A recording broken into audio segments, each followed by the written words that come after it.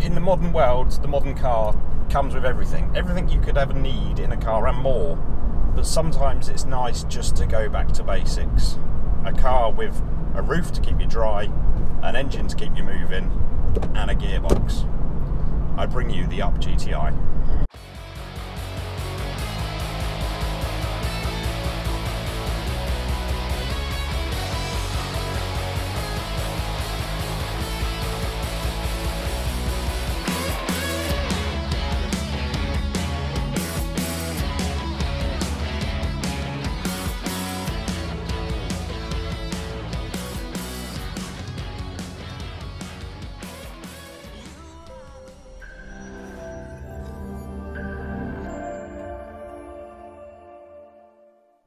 Welcome to another Hot Hatch review in conjunction with Car Mad Dad.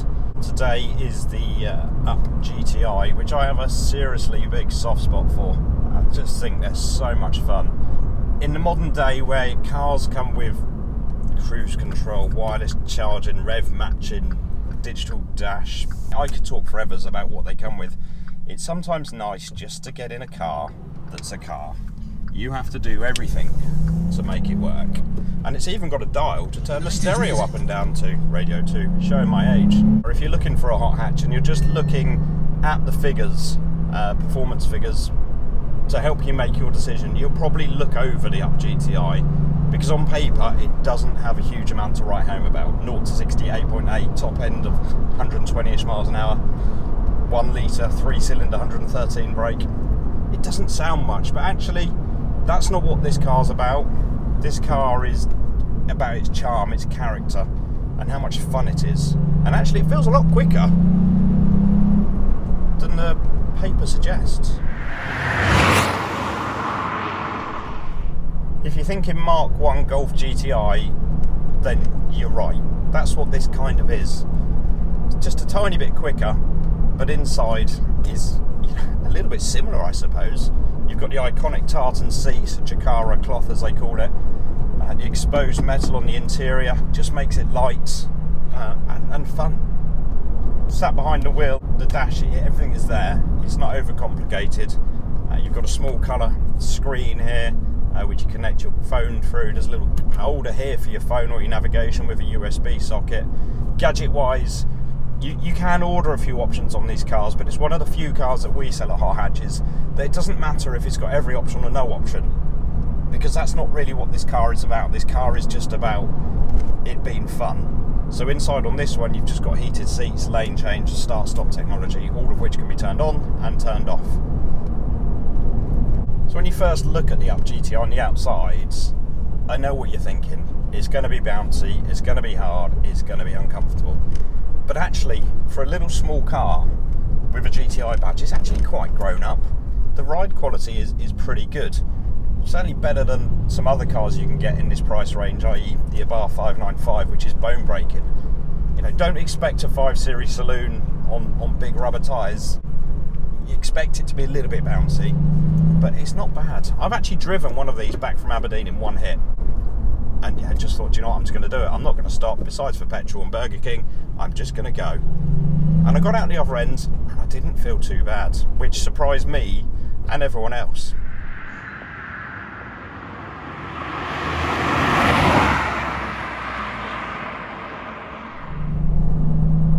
So what's the GTI like on some nice country roads? Well, what's a lot of fun about this is you can put your foot to the floor and enjoy every single one of those 113 brake horsepowers. Exploiting all the power. Nice S-bend here on the left. Brilliant. So much fun through the other side of the S. Love it. So now we're on some nice back B roads.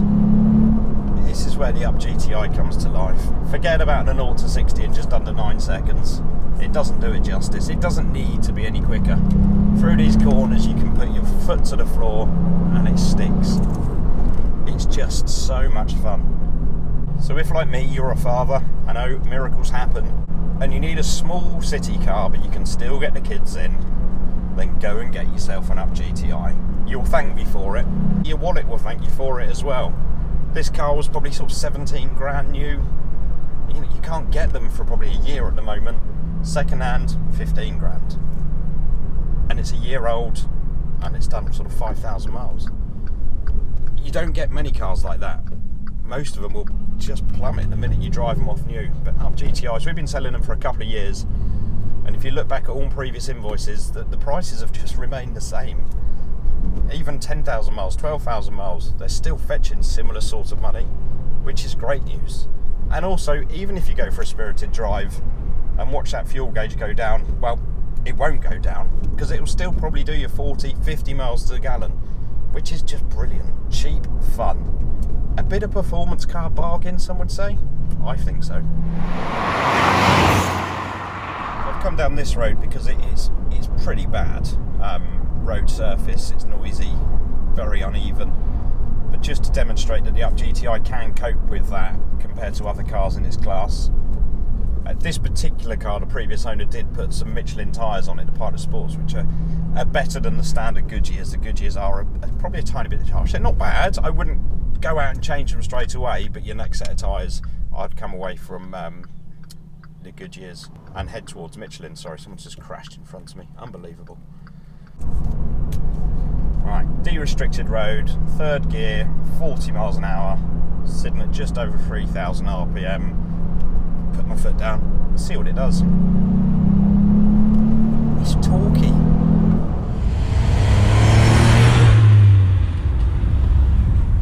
Chuck you round this corner, love it. Third, change it to fourth. You don't need to take it all the way to the top of the rev limiter on these, because it does run out of puff, as you would expect from a little 113 brake horsepower lump. But keep it in that torquey section, it's absolutely brilliant. God, what's not to love about this car? Just smiling and laughing as you go around corners with your foot flat on the floor. Brilliant. Unfortunately, I'm stuck behind an MG with an EV badge on the back. I mean, nothing says I don't like cars more than that. My God.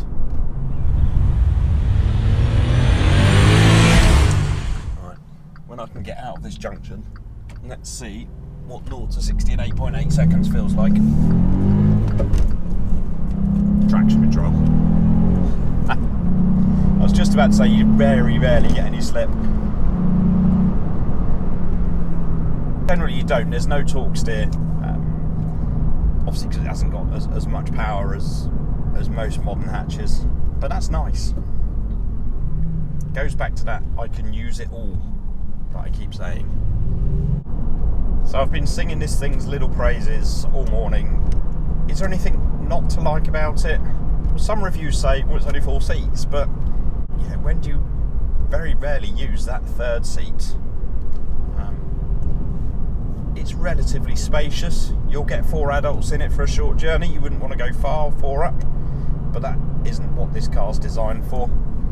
With the interior being so exposed, with the metalwork it's exposed inside, the cabin can sometimes become a little bit noisy, but again, it's not what you're buying the car for.